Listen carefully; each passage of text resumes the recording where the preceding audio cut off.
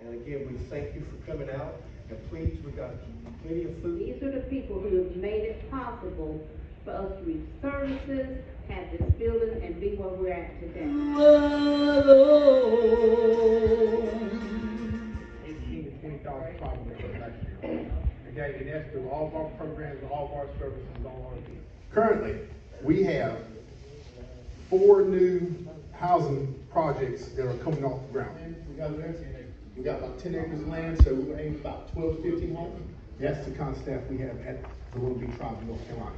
And I'm very proud of We will answer any questions that you guys have, and we've got some tips. Now, in the past, the chairman hid on the fact that he was, because the people are coming in, they're doing everything right, and they're getting the process. Buildings and 2 administration buildings that we just recently opened. So he has this breeder runs this program, and it's a great program to help our students that's in high school. That's the level. You could build a home at 1%.